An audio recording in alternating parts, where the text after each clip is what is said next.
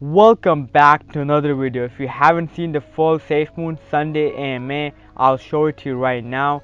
John went over a lot of our questions. The wallet is coming out by the end of July, and Papa explains the bridges for Safemoon. And John talks about the whole trip to the Gambia, all the progress they have made. This was a really important AMA. They had a short documentary in it. And also, before we get into everything, please hit the like button and subscribe. Also press the bell icon so you don't miss another video. I'm not gonna hold you back any longer, and this is the full Sunday AMA.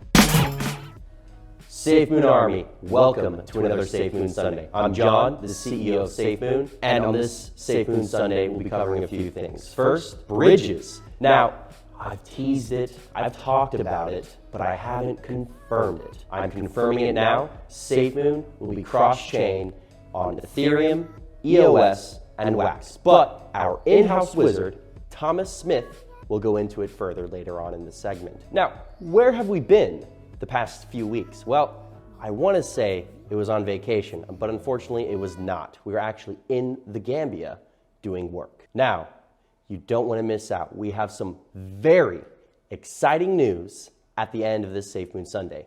So please watch to the end. All right, kicking it off, bridges. What are they? How do they work? What do they do? Well, Thomas, our in-house wizard, will go into that further in this video. What are bridges anyway? You start off by using a bridge interface. You connect your wallet, you put in the receiver address on the Ethereum side. And what happens is your tokens are locked up in the vault. The DApp recognizes this. On the ETH side, you're minted an equal amount. And this is called a peg-in event. And peg-ins, they trigger an update of balances across all of the users. So every single time the bridge is used, you receive your reflections. If you're on ETH, if you're on Wax, if you're on EOS. Now that your tokens, the ticker symbol will be PSFM. That's provable SFM. There's minting and burning functions. When you want to go and leave the Ethereum ecosystem after you're done playing with your AMM trading pairs or participating with dApps, the same thing happens. Except instead of minting, you're destroying the tokens on the ETH side, and then you receive from the buffer that exists inside the vault on BSC. Yeah, it's a very straightforward process. For the end user, there's no difference in sending a transaction. Effectively, you're receiving it on the other side. It's the same product, it's the same amount, it's the same Safemoon, except on Ethereum. It'll operate the same way on all three networks. When you go over to Ethereum, every single time someone uses the bridge, your reflections are updated, the balances are updated, but no more than you had previously. When you return, you can keep those and reflections continue as normal. So in the end, the tokenomics are maintained.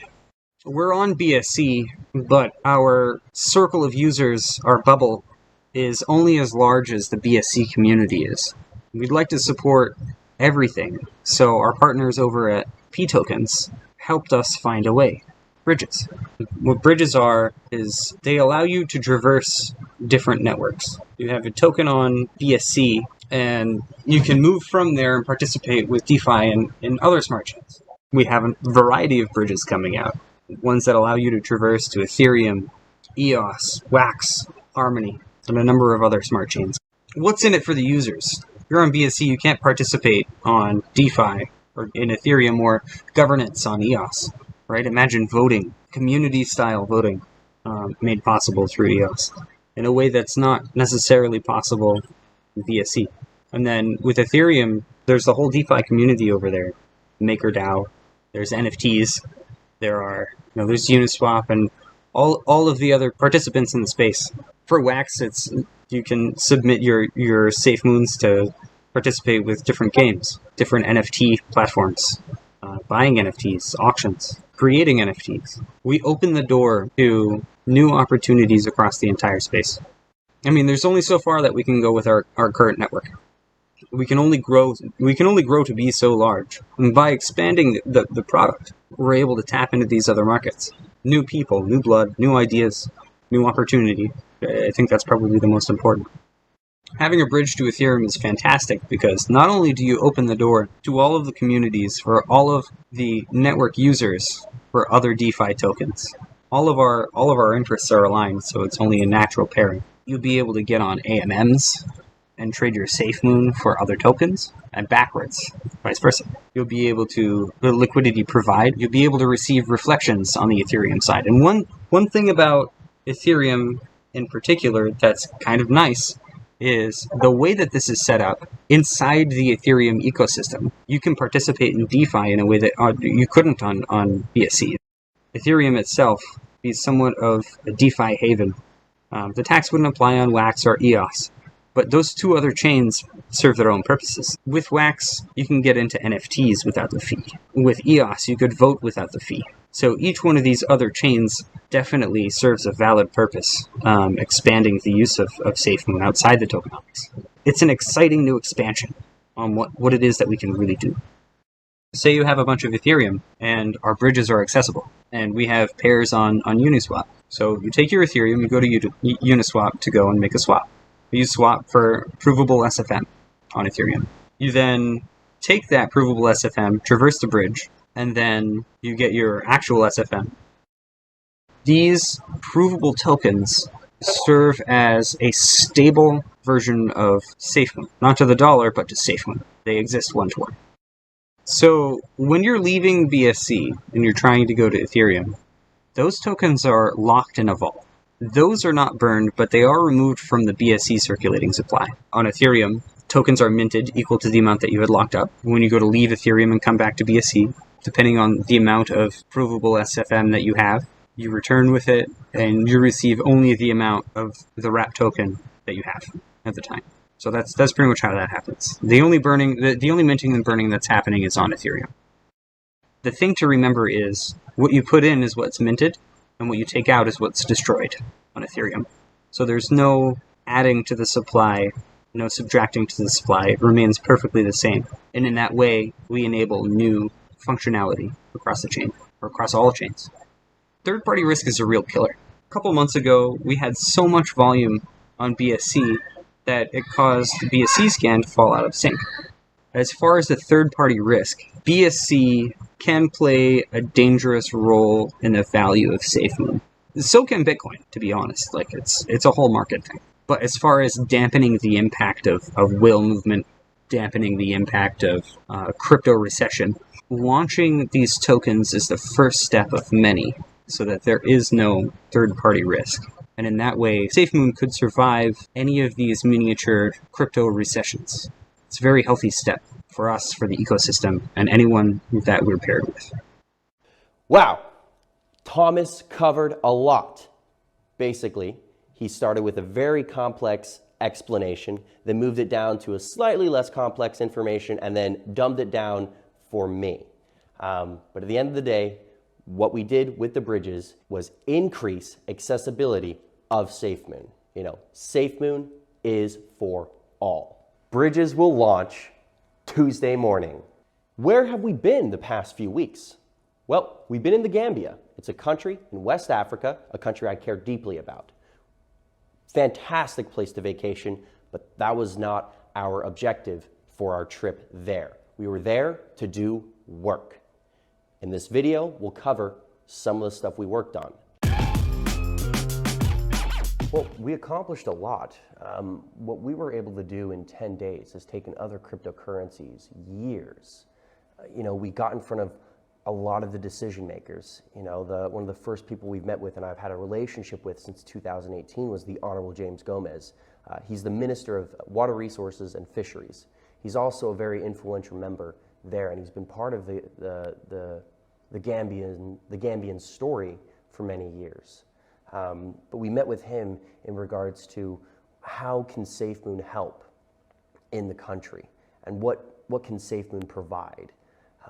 There's kind of a misnomer around us giving technology and us not receiving anything in return. What we receive in return is a new market. What we receive in return is a proving ground, the ultimate proving ground for the technology that Safemoon is developing right now. We also met with, the Honorable Brima Salah. He's the Minister of, information technology and communication. So he's the individual in charge of the telecommunications and internet infrastructure in the Gambia. We had some phenomenal conversations and progress, and we're really proud of what we're accomplishing with the relationships that we've cultivated, and I've cultivated since 2018. So we were able to meet with him and discuss how Safemoon and our future products will integrate and enrich the lives of not only the people in the Gambia, but also the world. You know, and working with a cryptocurrency, you know, you can't leave out their financial government body, which is the Ministry of Finance and Economic Affairs. We met with the Honorable Njai there, and we discussed, you know, not just Safemoon, but you know, the benefits of cryptocurrency in general. Safemoon, yes, was the focus, and we were able to give a presentation to him, and you know, the interest in the room was nothing short of amazing. You know, and these are ongoing negotiations, and you know, we can't comment until things are solidified. But again, what we accomplished in 10 days has taken other cryptocurrencies years. You know, part of the rounds that we made of all the decision makers that we met with the Mr. Lamin Tankara. He is the deputy director of Gamtel, and while we were there, we were able to get some really good insight on what their current telecommunications infrastructure is, and you know, where Safemoon with our future technology, or where Safemoon's future technology can really enrich the lives in the telecommunications and internet space. So that was an amazing conversation.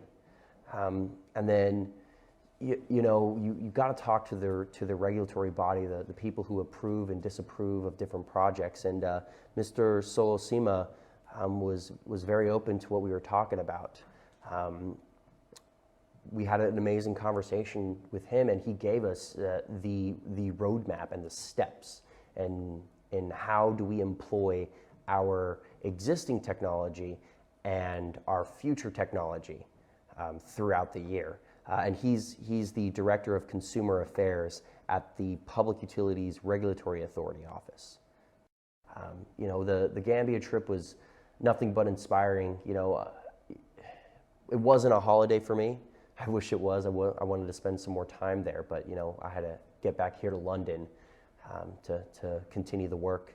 But no, you know, where we were at, you know, I was able to watch the sun set over the Atlantic Ocean, and it was just, it puts you in a good headspace for these types of conversations that we were having. But no, everything that we're accomplishing there is amazing, and so we'll talk more about that in the future, and you know, you'll see it on more of the Safemoon Sunday kind of format. The Gambia is a very important place to me. I'm very passionate about the country, but why should you care? Simple question, simple answer. It is a launch point for all the technology that Safemoon is bringing to the world. For more information on what we're doing in the Gambia, we'll cover that in future Safemoon Sundays. Now on to more exciting news. You've asked me, when wallet, when beta? Well, here it is, running on my phone. Here we have the live prices. We have Safemoon and BNB right there. We have the calculator, you know, you have the million, billion, trillion, but we'll go into more of those features during the open beta. This is a closed beta to build a simple, easy, and clean application for the Safemoon Army. Betas are normal practice in the software development industry. You start off with a closed beta, you receive feedback, you then open it up to an open beta, receive more feedback, and then with all that information that you have now at your disposal, you use that to provide that simple, easy, and clean experience for your users, and you launch it. When will this be in the hands of everyone? Our launch goal is end of July. Check your Twitter, check YouTube, check the socials, More information coming out on that soon. We covered a lot on this Safemoon Sunday. We covered bridges. What are bridges? It increases the accessibility of Safemoon. Safemoon is now a cross-chain token on EOS, WAX, Ethereum, and the Binance Smart Chain. More to come. Where were we the past few weeks? Well, we're in the Gambia on business. And the big exciting news was the beta reveal running on my phone.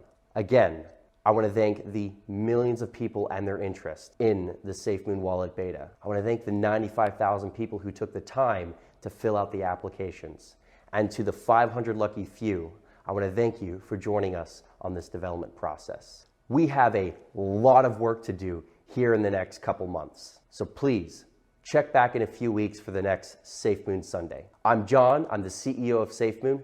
Thank you for watching.